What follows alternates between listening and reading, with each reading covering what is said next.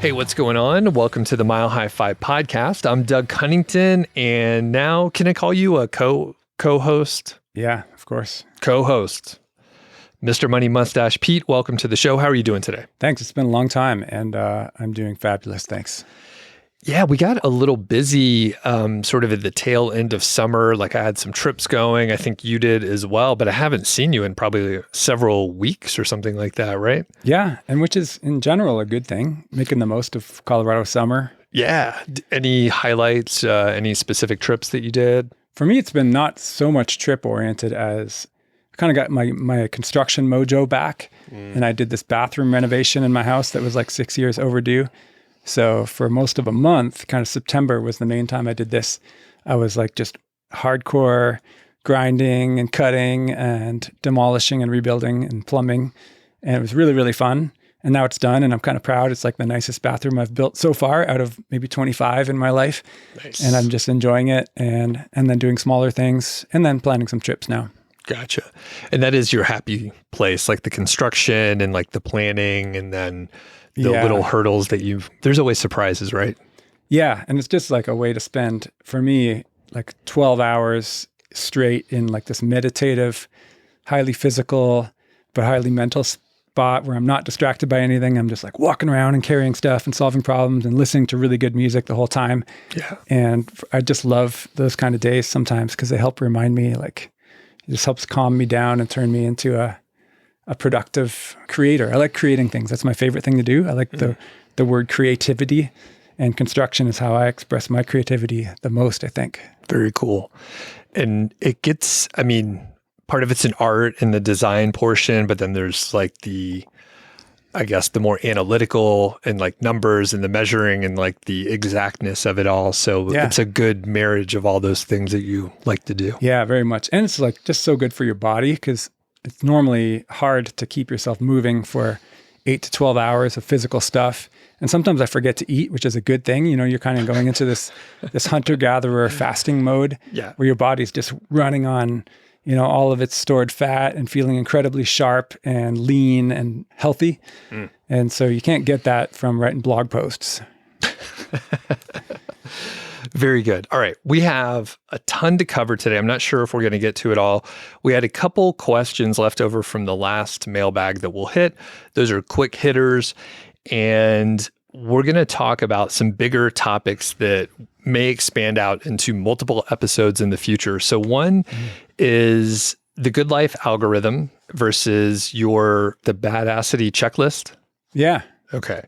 So these are both great things, and I'll explain the Good Life algorithm, which people may recognize from Newport, and we'll back into it. We'll also talk about identity when you quit your job or when you're having like a life change, because it comes up all the time in interviews that I do or side conversations where someone is either about to quit their job, they already have, or they quit their job and retired and then went back to work. So I think that this identity piece is a really important area to talk about. And we're not going to solve the problem, but we'll talk about our journey and maybe tips we have for people. Yeah.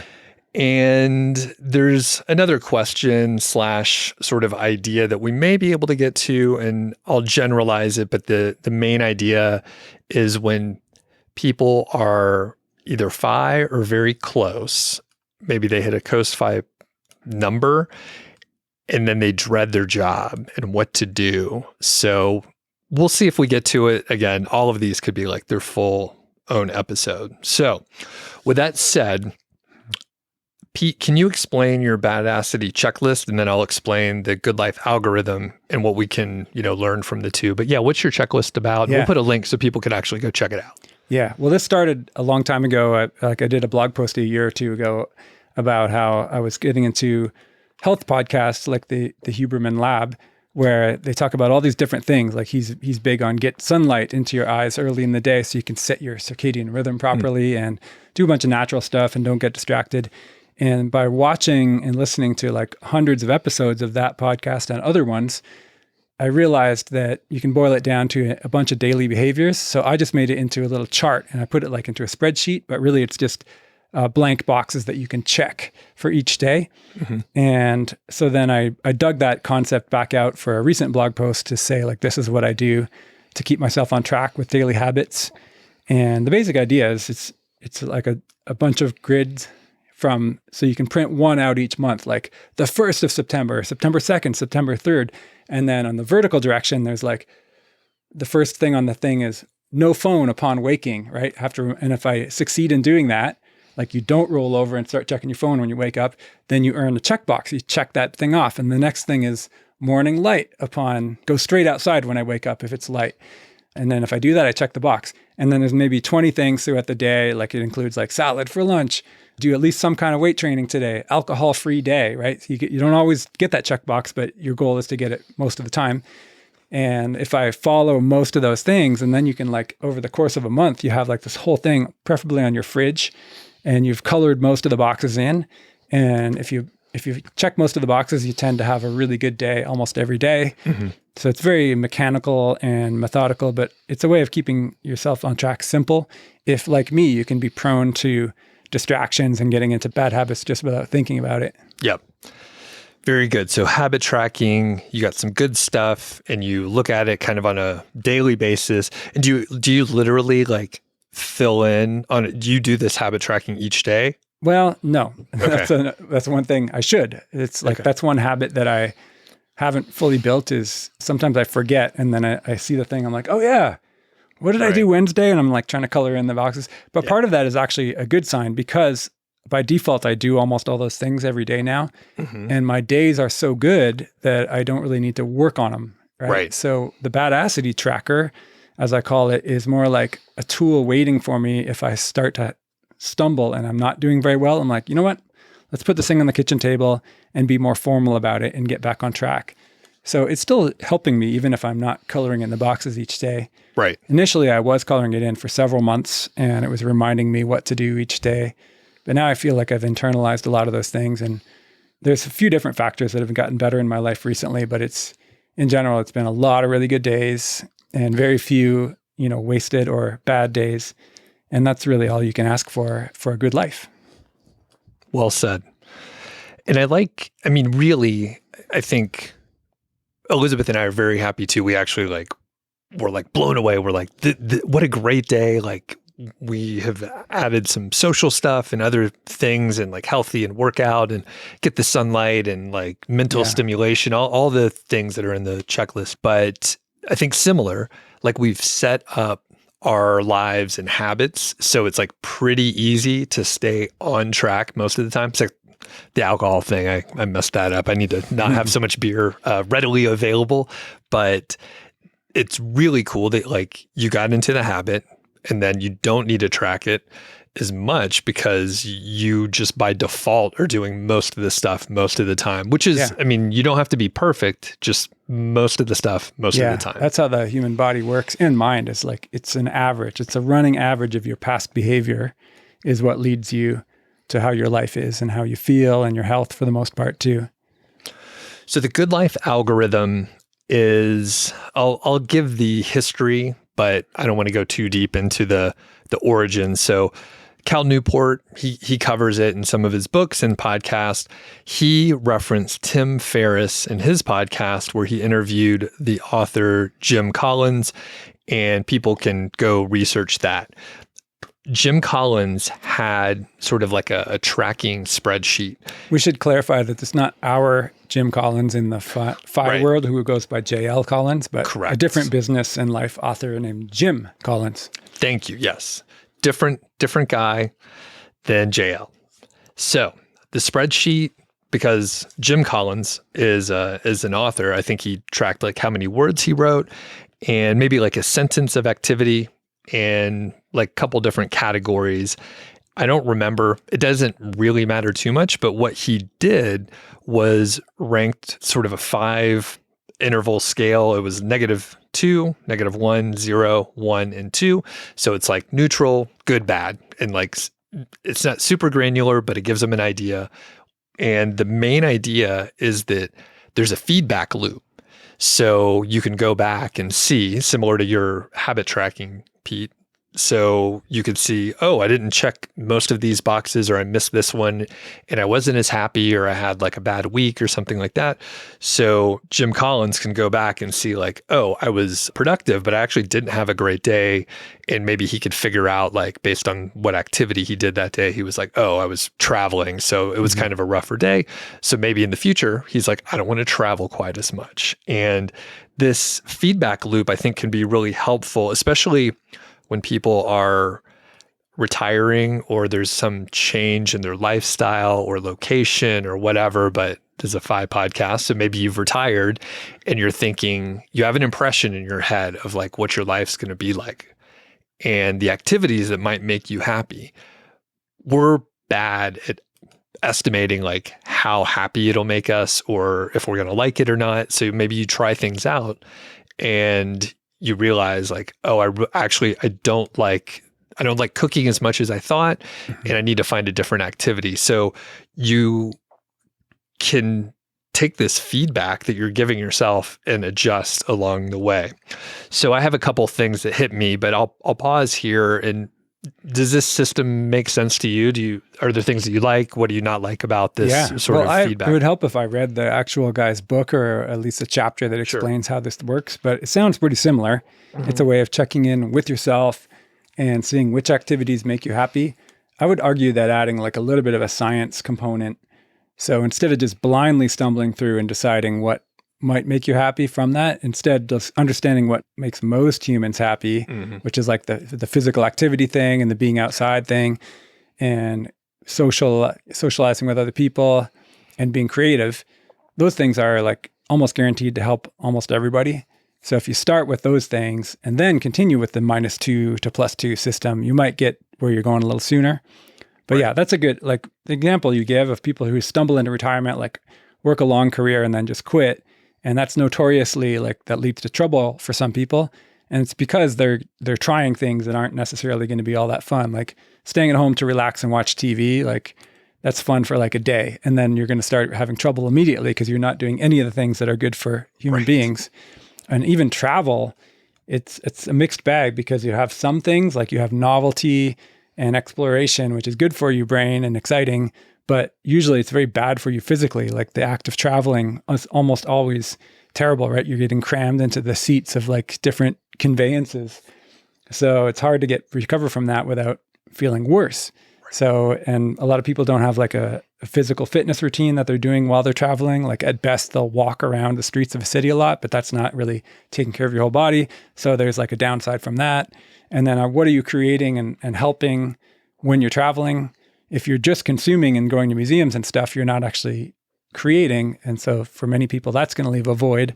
So it would totally explain why some people retire to travel in quotation marks and then aren't completely satisfied with that lifestyle. Right. Adds a lot of stress. And I just interviewed someone recently, Monica, and some people like they thrive on the travel and they figure out the health aspects that usually give people trouble. Yeah. But I think she said she travels maybe like 50% of the time. And that's a lot to me, but there are different ways to do it so that you limit the downside, the negative health aspects. And she seems very healthy. So, okay. I had a couple observations on this feedback loop, and I think I've internalized it because I don't use this good life tracking system or your checklist, but I think I am very thoughtful on if I'm annoyed. So I think I'm happy most of the time. So I think I'm very aware when I'm like, oh, I fucked up on that and I need to figure it out. So I'm going to give you a couple of examples. One of them is not like it wasn't a mistake on my issue, and you may have some advice for me. So I mentioned to you that I had a little bit of a social overload. So there's been a lot of just social activities, parties, stuff like that. Pretty fun. I mean, it's fun stuff. I enjoy it when I'm there. But one thing that I realized, and maybe it spanned back to all the way, maybe like Camp FI, where there's a lot of small talk. And I'm like, I'm so fucking bored of small talk. And like some of it is necessary. When you first meet someone, you have to like do the dance, right? And like go back and forth and get to know each other better. So like I realize some small talk is necessary, but it's been constant where it's just like, oh, what have you been up to? And then it's like, okay, I can hit some trips. Like I could tell stories, right? So I'm like, okay, did some trips. Here's some highlights. But I was getting kind of bored telling the same stories to different people over and over again. And this happens at conferences too. It's like, oh, I haven't seen you in a year. What have you been up to? And I'm like, I don't want to tell the same fucking story again. So I would like change the highlights. So sometimes I would tell different stories to different people, but I was bored of small talk. Do you have any tips for me on this? I think your approach is right, which is just limiting the number of activities you do where you have to do that, because it's not your thing. And some people are better at it and they enjoy it more. And everyone has a different idea of what's a fun conversation. Right. But it's totally okay to know your limits and seek it out. Like some people just like fewer but deeper friendships where you don't have to do the small talk because you just pick up where you left off last time in deep conversations. Yep. And have common interests. Like to me, I like talking about subjects that are like, affecting the whole humanity and stuff, these big subjects. So a small talk, much like you, it takes a lot of energy to try to be fun making small talk. And as a result, I just don't have to, there's so much, you don't have to do everything in life. There's always going to be too many options with your time. So pick the right amount and see how it goes. Okay. Thank you. That is helpful. And I was going to say that's like, it's a plug for podcasting, by the way, because like we could jump in. You and I have had many conversations and spent hours together, but like we could jump in, hit these like harder topics that impact humanity or we're trying to figure something out. Yeah.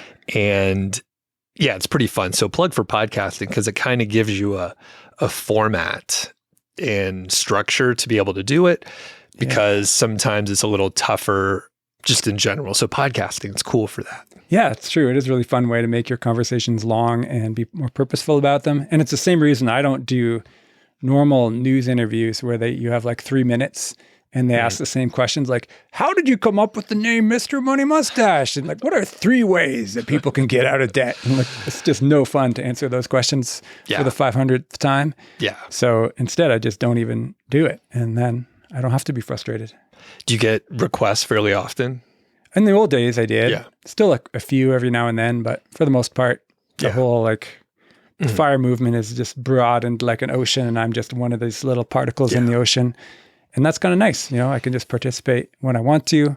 It's cool. I'm doing an interview but it's a written one because that's the kind I like for like a Canadian newspaper, the Globe and Mail, later today. Oh, cool. But it's actually one of us on the inside. There's like a fire. Do you know Christian Bryce, the Canadian fire, commentators? I know of them. Yeah.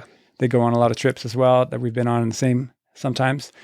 But anyway, he got a little like side gig writing fire-related articles for Canada's biggest newspaper. The Globe and Mail is kind of like the New York Times of Canada. Yeah. And so every week, it's like describes it as like a little bit of propaganda because he's like interviewing or writing stories about cool. early retirement and financial independence, but in a positive way, which is the opposite of what mainstream media usually does for us, where they're like, look at these poor people who are making sacrifices and penny pinching. Yeah. And he's like, no, it's great. It's actually rich people who are having lots of fun and not at the office like you. So this is why it's good. All right. I'll share one more, and I think it could be more applicable, and I will actually be taking action on this. So in the last week, I had some activities that forced me to eat dinner a little bit later, and I love to cook.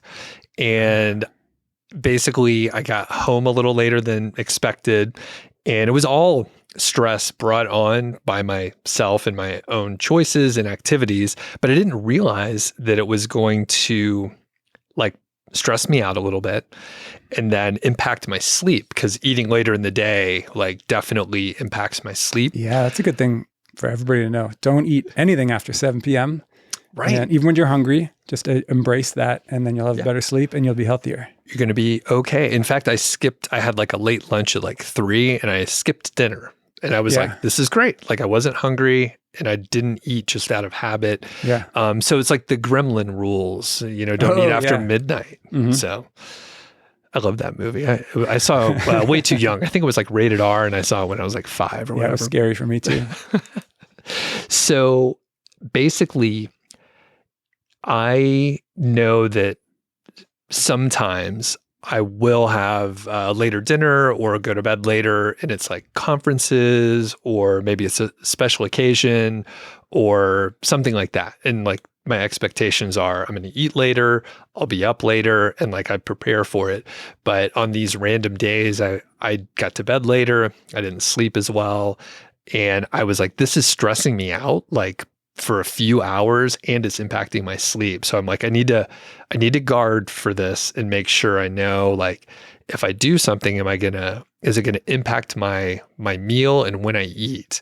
So I'm taking that feedback directly, and it happened twice in maybe 10 days or something like that. So here's an instance where I observed that it wasn't working out, and now I need to make sure that I protect this thing, which I realize is now important to me, and that's eating at like 6 or 5. I eat very early. So yeah. Any feedback or observations on that?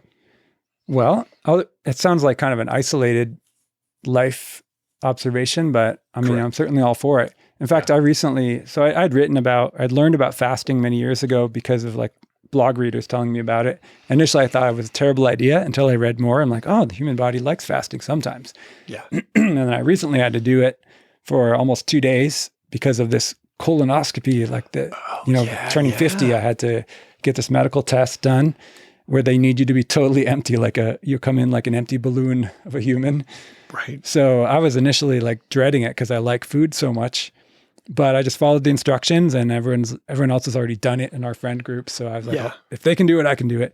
And sure enough, other than the fact that I craved food because I emotionally love eating, my body very quickly adapted to being in fasting mode. And then it was just like running off of stored fat and ketones and stuff. And so I wasn't even hungry. I was just like this hunter, like super alert and feeling like light and lean. Yeah. And I thought, oh, this isn't so bad at all. I should not be afraid of not eating. So when you carry that idea, like 2 days of not eating, like you skip breakfast, you skip lunch, you skip dinner, you go to bed, next day you don't have breakfast, like it's such a long time.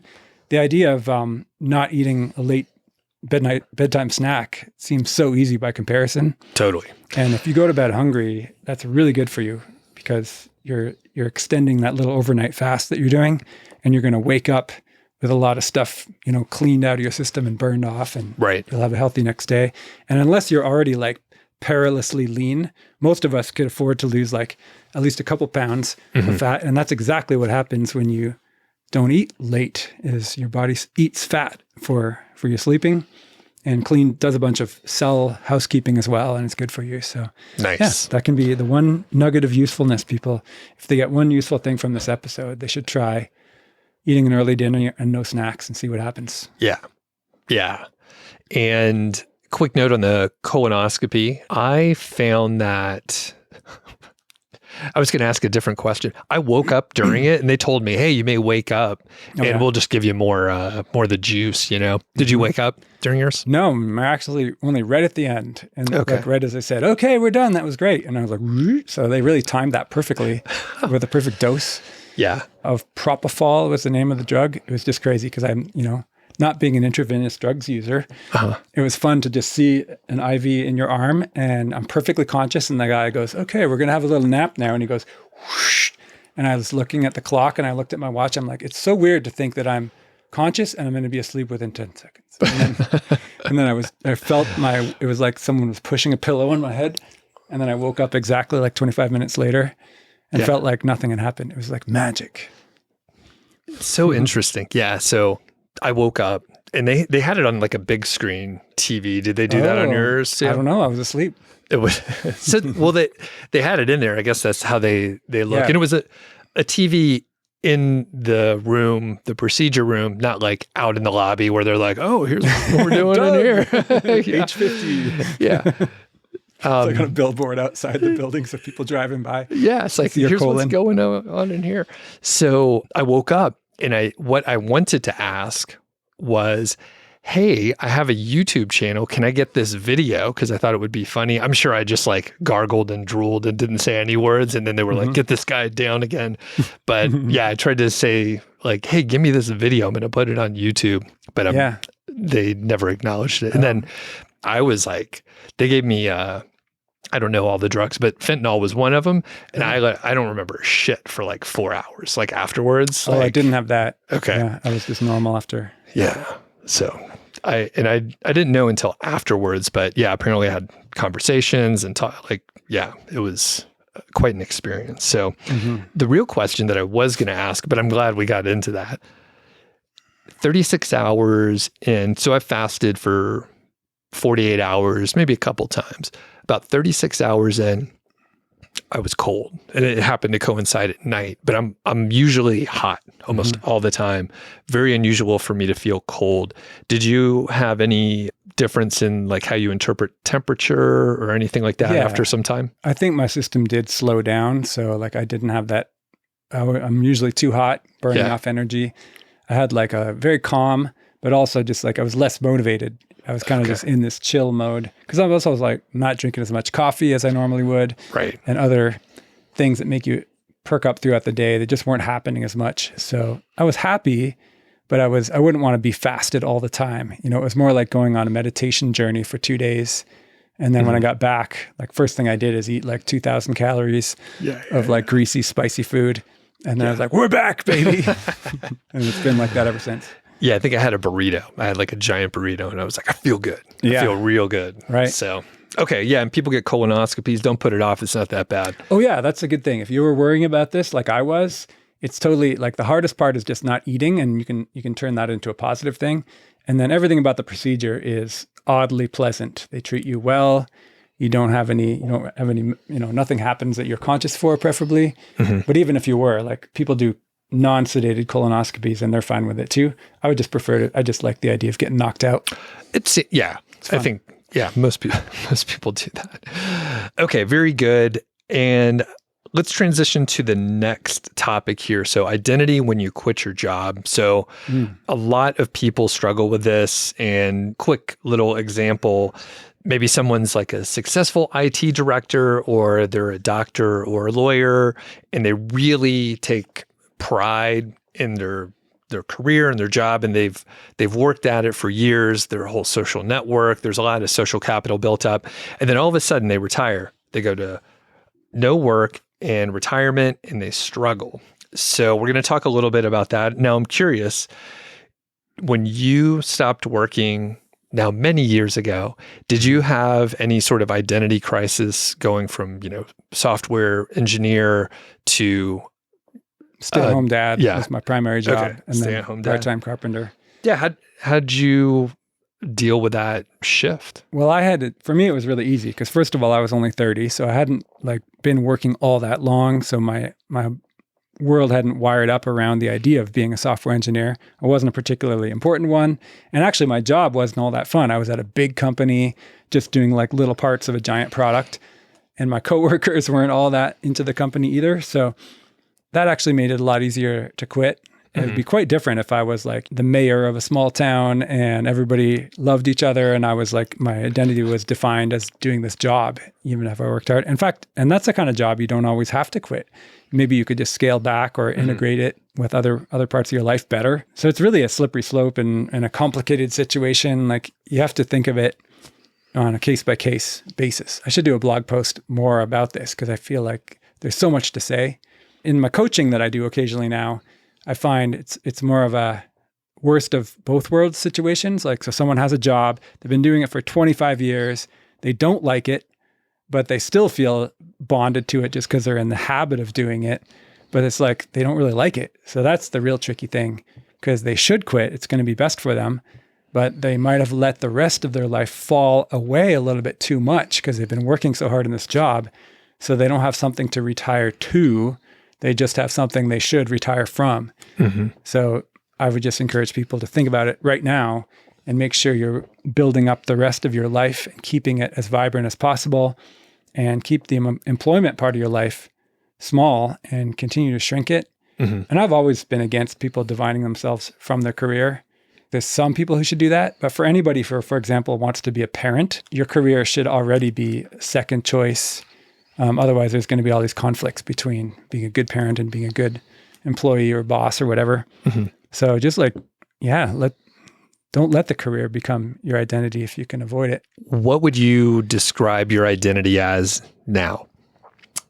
That's a funny question. I don't really think of a fixed word for my identity. I'm just me.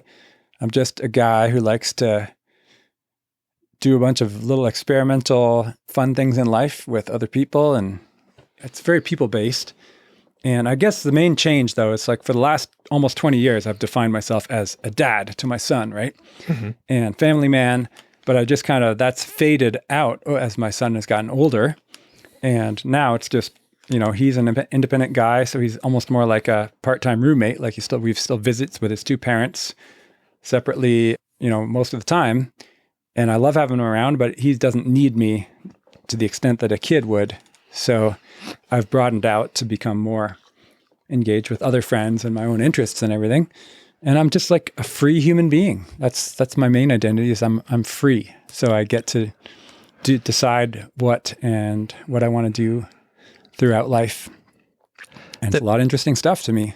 Yeah. That makes me feel good. So I didn't tell you what I wrote over here. In fact, I was so lazy and unprepared today. I didn't even send you notes ahead of time. So, I'm living this lazy lifestyle very much, but it comes into play. So I'll explain my identities as it shifted over time. And I think maybe somewhat similar to you. I had, what was your degree in again? Engineering. Okay. So yeah, computer engineering. So kind of identity there. My first job was consulting, and then I kind of narrowed down into project management. And then when I got laid off, I was like online entrepreneur. And I think I was really proud of that and like making that work, and slowly like backed away. I think maybe some influence from you and other folks where, I heard the interview on Tim Ferriss in 2017, and I'm like, you know what? I don't need to keep growing. If I stay at this level where it's a good balance and interesting, I could stay here for a few years and then I could ramp down. So I've ramped down, and then I ended up getting into YouTube and podcasting. And for a little stretch, I think I really identified as like podcaster, but it's tricky. Just like with a job, if I really get into the metrics and the analytics and I'm like, this show is growing and I get the numbers and likes and all that stuff, it's a double-edged sword. So if I was like letting that feed my ego, then if it drops, then that would make me sad, and I don't want that. So I kind of backed away. So I separated my happiness away from, money in some ways and raises and jobs and all that. But I also got away from the analytics because that's a dangerous area to be in. I don't look at the analytics from my website for many years either. I don't even know how to check them anymore because the one way I used to check them kind of broke. Yeah. And that's a good thing. I just type shit into the computer when I feel like it. And I enjoy feedback from people, like writing back and forth. But that's the extent of the Mr. Money Mustache thing. Perfect. And then the final thing that I wrote, this is why I'm happy. I wrote freedom because I'm not identifying as a specific thing other than like I'm a person who has free time to do other stuff, whether it's like some travel, spend time with family, build deeper relationships with my friends, which is an area like I'm trying to spend more time on, like intentionally like set aside the time to like spend time with people. Yeah. But yeah, it comes down to like the freedom thing, which is a vague idea, especially when someone's like, how do you identify as like a professional or something? It's like you and I, we have to tread lightly because if we say, we're free human beings, we sound like crazy people. Yeah, and we don't want to insult people who right. might not consider themselves free. Yeah. So it's interesting. Well, that said, I mean, do you think about identity in the same way that maybe we used to when we had jobs, if you could remember that far back? I don't think I ever thought of it that way, but I do have a slightly better answer now that I heard your answer, which was really good. So I guess I think of myself as, number one, I want to be like a kind and useful human being. So kind of that's what I get motivated by and how I like to feel about myself and behave in a way that is consistent with that. And then I also like to think of myself as maybe a student of all fields and a student of life. Because one of the things that I notice is maybe different in me than some other people, maybe a bit unusual, is that I'm curious about all subjects and I really want to know how everything works. And if there's anything I don't know how it works, it actually annoys me. It's like, why is the train that way? Or why is the schedule this way? Or why is the government doing this and that? To me, I prefer to just know everything, which I know is impossible, but I still it drives me to continue to look into how things work. So I do have a reasonable idea of how most things work. which is why sometimes my friends call me encyclopedia, because like they'll ask me questions and I'll have these weird like arcane bits of knowledge about like, why are the train tracks built this way? Or how does this computer thing work? Oh, it's because this started back in 1971. But anyway, so I like to be, that's my favorite thing is curiosity. Yeah. And that's what makes me interested throughout each day, is the chance to keep learning about stuff in all the different fields. And I hear from people that say, I don't know what I would do if I retired. Like they don't get it. But I think like a lot of us just have like this curiosity where we want to learn, we go deep. Like I'm like doing a lot of research on guitar pickups currently. And like, I'm like, oh, I'm going to upgrade pickups. And I took a handful of double E classes, but it's been 25 years since I soldered anything. But I'm like, oh, I know this stuff. Like I want to get into it. And there's so many rabbit holes you can go into. Is there anything you're obsessed with, something new in the last couple months or something where you were like, I want to learn about that. And then you like, you went really deep and learned everything about it? I'm not really, I'm more like a broad, like I learned small amounts about lots of things. Okay. But I'm still always interested. So I always describe my life as doing a series of science experiments. Like everything's an experiment. And so I'm in my garage workshop a lot, just making things and fixing things. And so if something breaks, then that's like an automatic project. Oh, you got to figure out how this thing works so you can fix it. Yep. But I'm always doing things with, like I'm really interested in solar power, for example. So I have all these solar panels scattered around my property, like generating power, and I'm doing stuff with the power and heating the hot tub and finding new ways to make that automatic, and just like random stuff that's totally not creating any economic value, but it's helping me learn and have fun. So I'm like a kid with a giant Lego set. Yeah. Specifically on the solar, are you storing, do you have a battery bank, or is it just like real-time usage? Yeah, that's a future project. And I do watch a lot of occasional YouTube videos on the batteries that you can get for your house, because it's all cheap and easy nowadays. I haven't gotten that far, partly because I'm thinking of moving to a new house within the next year. So I don't want to build up something that's not going to be interesting to whoever buys my house from me. I want to put it into more of like a permanent residence if I'm going to do that. Gotcha. So a lot of my experiments are temporary in nature for now. And then the stuff that I do actually change in my house, I try to make it like fixing the bathroom. Everyone's going to enjoy that, rather than only certain people care about solar panels that make your hot tub automatically hot. Are you a bidet person? Carl was a big proponent of bidets. In principle, I know totally like bidet is a religion. And if you're not if you meet a bidet religious person, like even the word toilet paper is like sin. It's like a curse word. And I don't live that way in my own life, but I totally get it. I've tried them. Okay. I'm in favor of the idea. It just hasn't totally caught on. Okay. Yeah. Carl is a bit of a bidet missionary. Yeah. Actually, we should make t-shirts, put like a toilet on there. He's like a bidet missionary. Yeah. All right. We'll have to workshop this. Maybe we could have him sitting on the toilet in this t-shirt. Actually, that'll be like, maybe we'll put that on the store for Mile High Five. Yeah. It's much like veganism, where people who convert to being a vegan, like they want to spread the news, and it's like sinful to not be a vegan. Not everybody, but like it happens. And I think bidet is kind of the same thing. Okay, so slightly back on topic. Do you have any tips for people that are thinking of, let me rephrase that.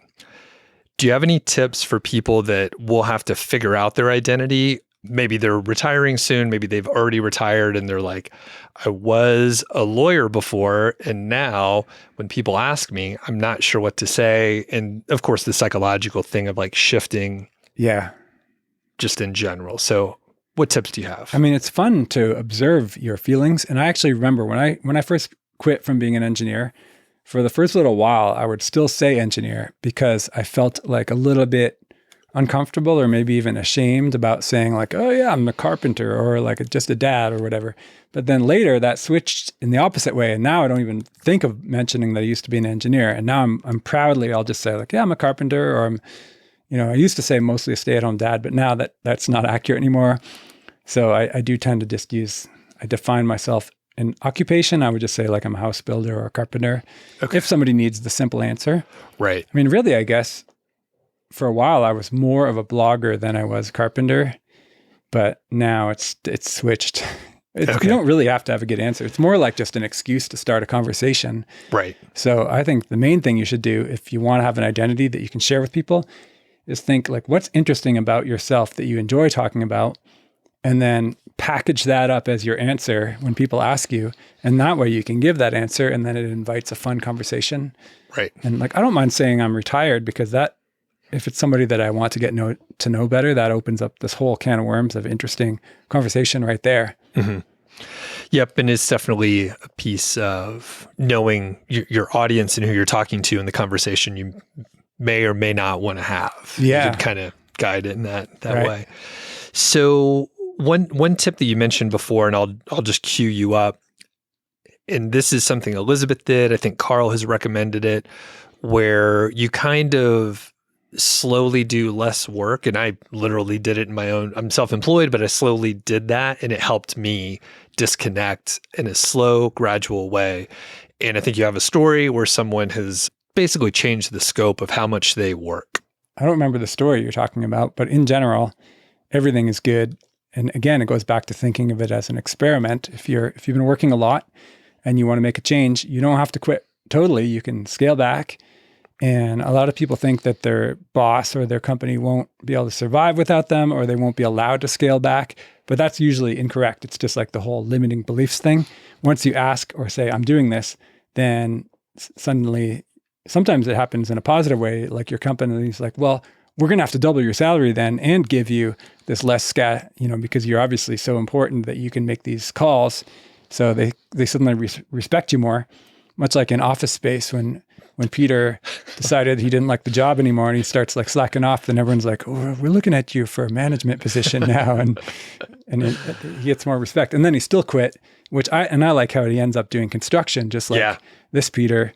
That's one of the reasons that movie speaks to my heart so well. It's one of my favorites. Yeah. But yeah, why not scale back and then see what happens in your free time as you do scale back? And I think for people with kids, like your parenting role will automatically grow in a really nice way to suck up that extra time. And everybody I know who's done that while they're still in the parenting years of their life, they've been incredibly glad. They're like, wow, I can't believe I was wasting so much time and giving it to my employer. And my kids were not getting this time with me. And I had to schedule them into all these other activities and childcare because I wasn't around. And suddenly they can suck up your time in a good way. And then that might make it so you're ready to quit the rest of the job because you realize it's just getting in the way of the stuff you actually want to do. Right. And that's almost, I feel like that's what Carl realized, like his weekend activities grew. And then eventually it was like, oh yeah, like I would much rather be doing this other stuff. Yeah. So one thing that I noted here is people also have the tendency to want to be productive. We were probably raised with that, like, hey, like do hard work and be productive. And then when we get a job, you equate that hard work to money. So all of a sudden we short circuit some circuit in our brain and we forget that there are other ways that we can be productive. And it may not look productive from the outside. I think this is where people worry about being judged, and maybe I think I've gotten over that. I don't care. It looks like we have free time because we do, but like people neglect health and fitness and diet and relationships, and those activities are productive, but they don't look productive, and it won't show up like directly in your bank account usually. Yeah. What do you think of this? Those productive activities that don't look productive? Yeah, those are the fabric of my daily life, really. Like I really get into just doing laundry, for example, because it's, it's a sunny day, you wake up, the sun like comes up in the sky, and then I think this is the perfect day for some laundry. And then I just, like gather the clothes from and things that need washing in the house, run the washing machine, and then I meticulously, I enjoy spreading it out on the clothesline just right to catch the sun, and I'm out there. And that leads to some other projects where I'm like, oh yeah, there's that welding project that I was only half finished. All right, as soon as I hang up these clothes, I'm going to go over and finish that because my workshop is in my driveway next to the clothesline. And it's just like a natural day of what I like to imagine prehistoric people would have done too. They just get up and they deal with like getting food, taking care of the camp, maybe work on your dwelling. If you need a structure, you'll work on your house more, like invent some new tools. So it's all kind of just tinkering. And if you have that with loved ones around as well, like, maybe your family's inside and you go inside and cook lunch for everybody, and eventually you have to go out and get food. And for me, that just means like biking over to Sam's Club. In more badass times, it would mean going out to hunt and gather. But those are productive, even though you're not getting paid for them. And you can fill up a whole day with that very happily. And then very quickly, the idea of a job just seems like a ridiculous distraction from these real things that matter and that are fun. And yeah, I totally agree. I didn't know. That was a good laundry story. I was like, where's this going? So you drive. The thing is, we're in Colorado here. It's often very sunny and windy. I bet your clothes dry like very fast, right? Yeah. I mean, it's a year-round outdoor laundry climate, which I love. As long as there's certain days you can't do it, but it's like, 300 of the days it's good. It's pretty good. So yeah, I'm passionate about laundry. Yeah. Well, I know like we're from the Atlanta, Georgia area, humid all the time, a lot more rain. And I'm curious, do you have any experience in drying your laundry outside in a much more humid and climate? I mean, I grew up in Ontario, right, Canada, and the Great Lakes, and my mom still lives there and my brother, and they still line dry their clothes. You just have to be a bit more discerning. Mm-hmm. Like sometimes you just can't do it. You have to use the electric clothes dryer, no big deal. But when it is sunny, the key is that the sun has to strike your clothing in the humid climates, because like even if it's humid, it'll dry if the sun hitting it. If it's humid and cloudy, then no, it won't dry. Okay. No big deal. It's just normal stuff. Okay. Yeah. The other thing that we could pick the activities that we like to do. So you really dig laundry, respect that. I like cooking and shopping for food. You like cooking too, but like I can cook for several hours in a day and I'm like, this is great. And to your point, I'm like, I would much rather break down this chicken and cook some stuff than do laundry. Because if so, we make the perfect couple. You can cook for me. I'll take care of your clothing. We'll both be happy. Yeah. All right. We'll see how it works and I can out. do the maintenance too. Yeah. Actually, it is and then we could play music when we're done with our chores. Very romantic. Yeah. All right. We could do a summer trip or something like that. Okay, we'll come back to that. We did. Remember there was a big guys trip last summer. Yeah, we got to get that. Nobody was doing laundry, but there was like lots of pickleball and climbing a 14er mountain and stuff. It was awesome. And actually, this is one area we could highlight the finer points of like keeping your relationships, like nurturing them, I guess. So especially, we may have hit this theme before, but like guys our age, like we're not prone to like try to hang out with our guy friends, but it's so important for us to have like those deeper relationships. And Brad Barrett put together a trip. I think there were like 8 of us or so. And it's a big commitment. It's a sacrifice. People traveled from all over the country to come hang out. And it's so tough to plan that like we didn't do it this past year because like we got a little busy. No one spearheaded it. Like Brad, thanks for doing that. But do you have any other trips like that planned upcoming? Or are you thinking about those? Yeah, I have a pretty good one. So it has a smaller number of people, but I get to go to Colombia for the first time at the end of this year, like beginning of January. Nice. Wrapping around the new year, because our mutual friends, the Donegans, are regulars in Colombia. Right. So I heard about that, over the past year, and I said, "Can I join your trip this year and just like chip in, and we can get a bigger Airbnb together?" And they said, "Sure." So now it's going to happen. So it's going to be similar to that Breckenridge trip that we took, but with just different people. Its core is going to be built around just like 2 couples there. But then lots of visitors are going to be around at the same time. So I think it'll be pretty social. Very awesome. How many days are you going? I think it's around 10. Okay. Is that like a sweet spot for that sort of travel? It's kind of far away, so you have to take into account the travel days or whatever. Yeah. So we'll see. I mean, I've been to Ecuador a few times, and I typically go for 2 weeks for those trips in the past, and it was always kind of nice. It's immersive enough that I forget that I live in the United States, and then you get to fly back and then still enjoy all the pleasures of home too. Very good. All right. As we move on, any other ideas about identity or fight to be productive when maybe it's not serving you as well?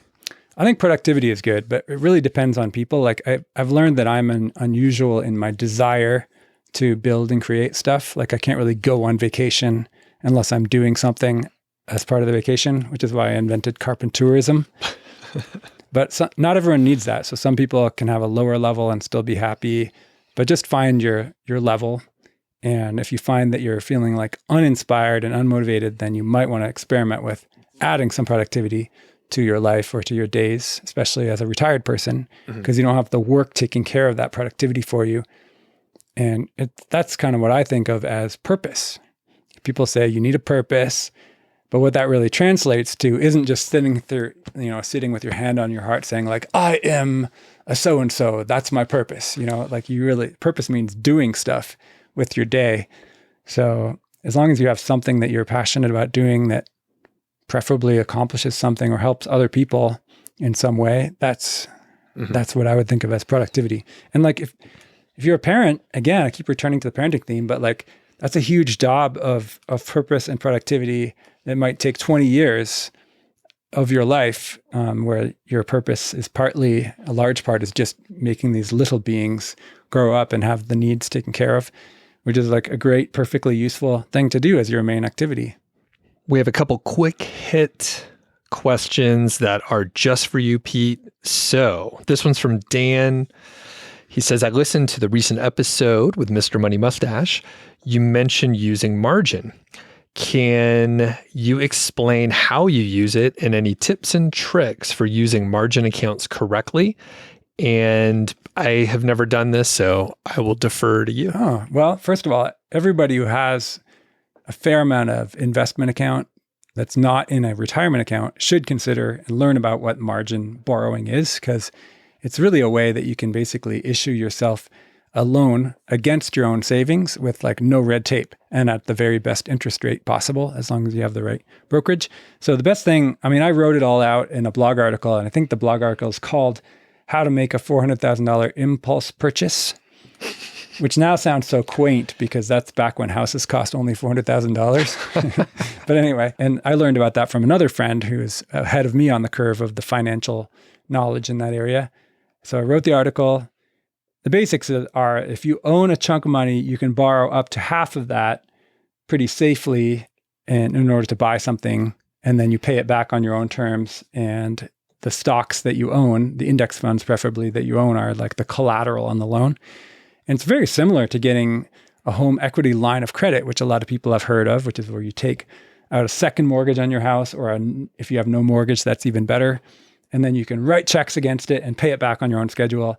And the real reason it's magic is that you don't have to do like this whole application process for the loan when you want to borrow. Like it's already pre-approved. You just write the check or make the electronic funds transfer to buy something.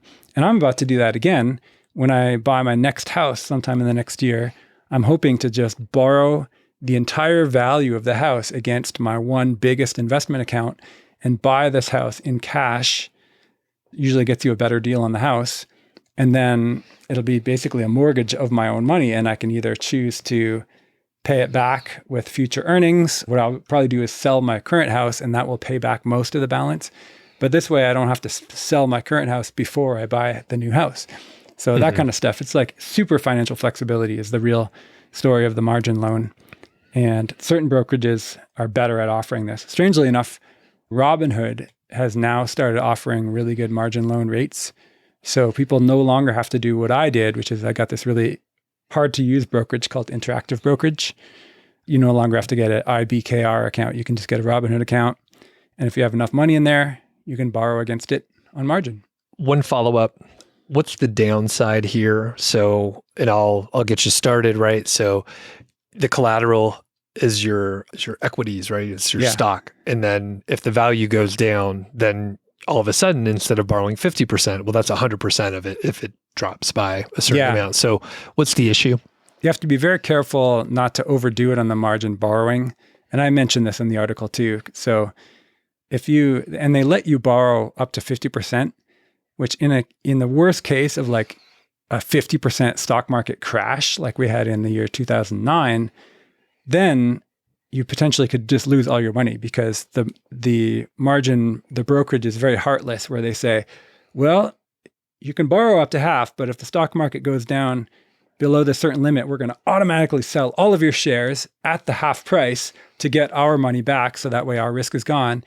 And then you have no shares left and you still owe us $500,000 or whatever you spent on your new house. So it's basically, it's like your money got exploded. Right. But that can never happen if you keep your borrowing safe enough. So like, let's say I borrow only 25%, let's say at $1 million of investment and I borrow 250 against it. And then there's a crazy once in a lifetime stock market crash of 50%.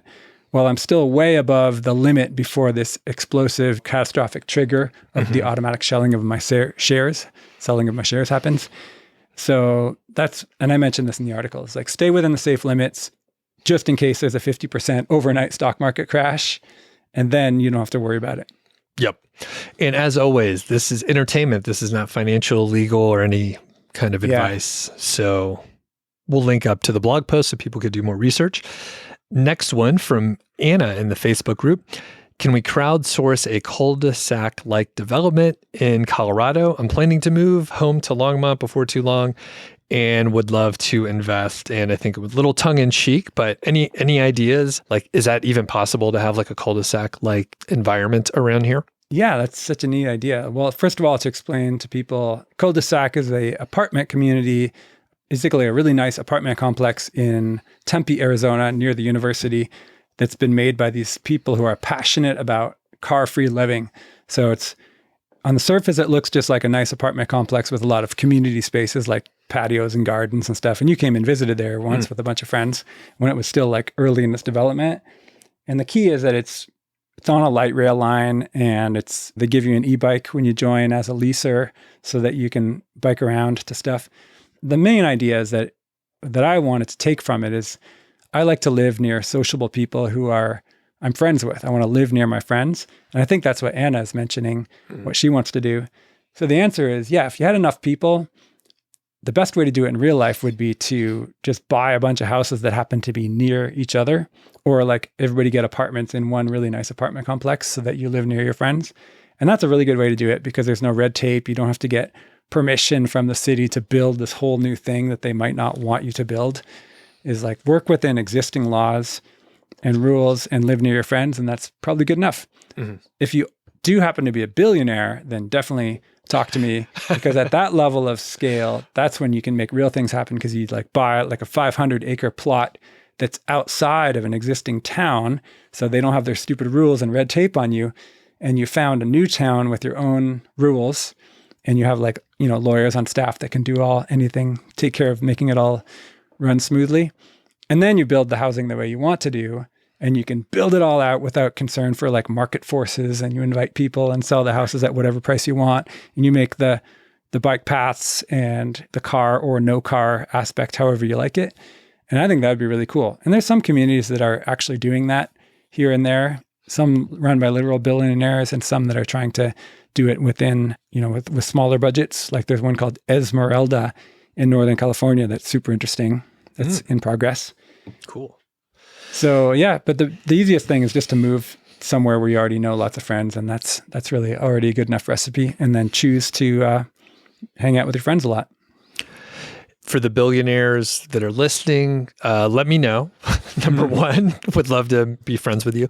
But I'll put you in touch with Pete, and then we could work on this thing together.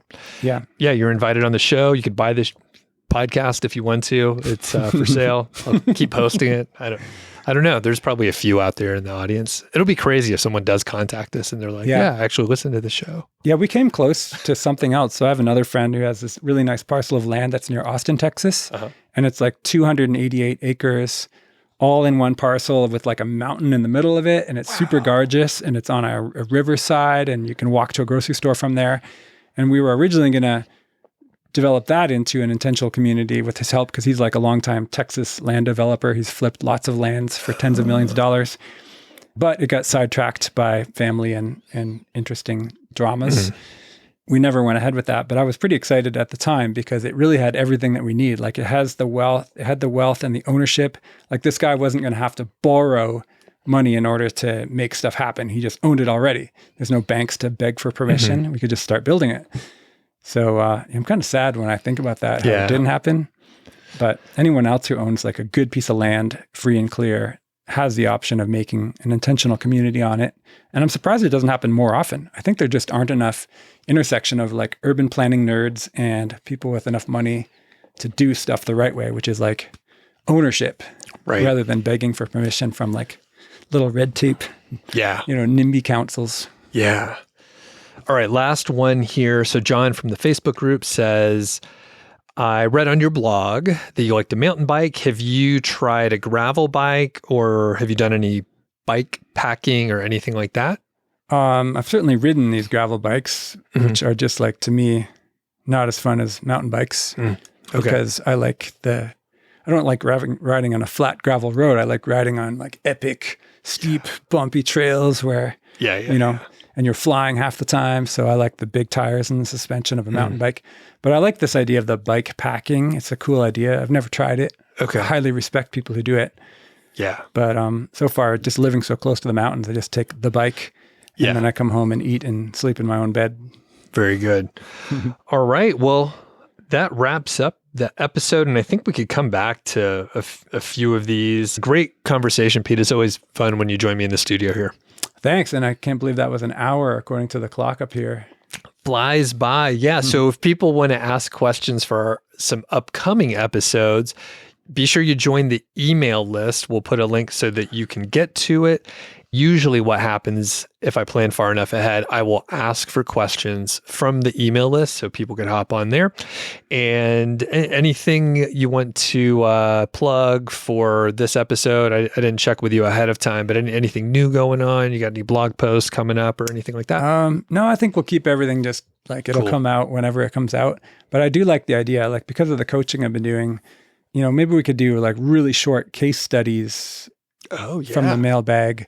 If somebody has like a compelling question, we're not going to like make a spreadsheet and go through it in the podcast, but there might be some simple like principles that can be expressed that are useful to people that come up in these case studies. Yeah, that's perfect. I like that. All right. So join the email list so that you'll know when we're soliciting these case studies and stories and stuff like that. We'll link up to previous episodes and all that. And thanks a lot, Pete. Thank you, Doug. Thanks for listening to the show. That was the Mile High 5 podcast, and I'm Doug Cunnington. If you dig the show, please do 3 things for us. Number 1, tell a friend, a family member, an enemy about the show. We really don't care who you tell. Maybe forward them a specific show that you know that they will like. It's the single most helpful thing that you can do to spread the word. It's like giving us a virtual high five, and actually we don't give high fives in person, so the virtual kind's pretty good. And more importantly, your friend or family member or even your enemy will appreciate the fact that you were thinking of them. Number 2, make sure you're following or subscribed on your podcast app, Apple Podcasts, Spotify, Overcast, YouTube, whatever you're using, and that way you won't miss a show. And number 3, please leave us a rating and review. We read them on the show occasionally, and you might hear yours out there on an upcoming episode. Quick disclaimer. This show is not financial or legal advice. I'd actually be surprised if it sounded like it. It's really just for entertainment, and that's at least what we're hoping for. But seriously, get advice from professionals. So we'll catch y'all next week.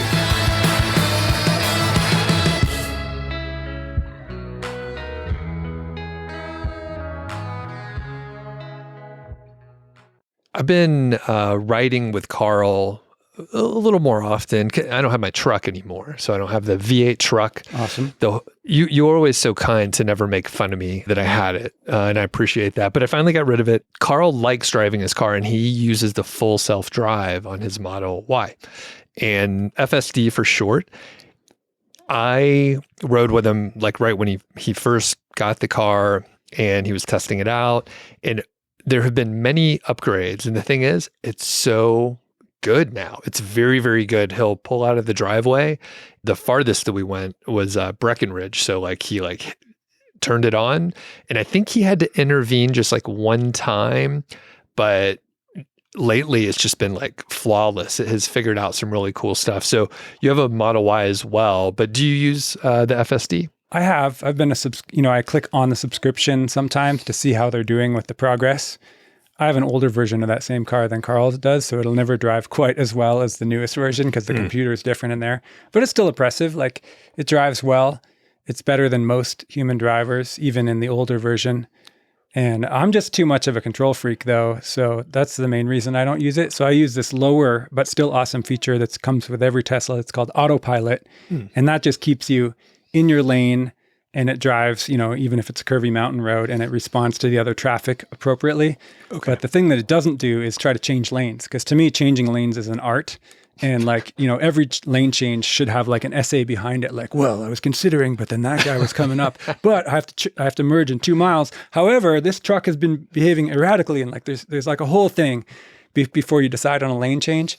And even like the smartest Teslas, they kind of just change lanes arbitrarily. Like, this guy's going slow, so I'm changing lanes. You can't just change lanes willy-nilly like that. There has to be some thought put into it. Right. So that kind of stuff. I'm with you.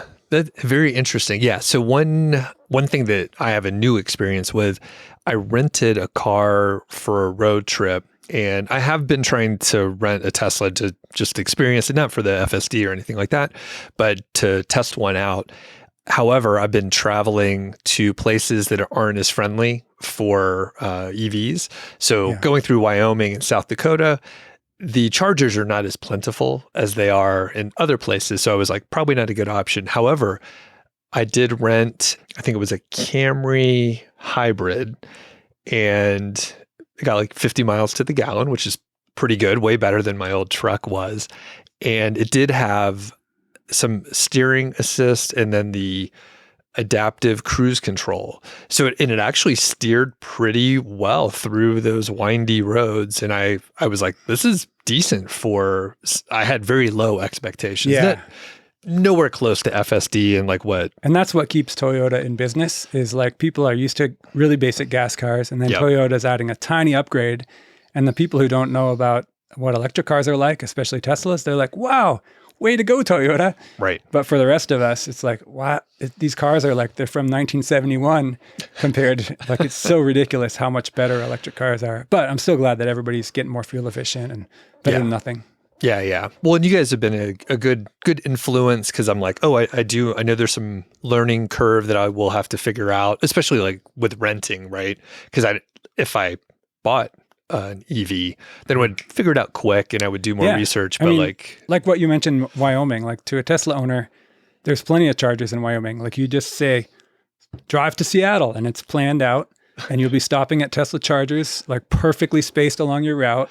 It's all like figured out right down to the minute.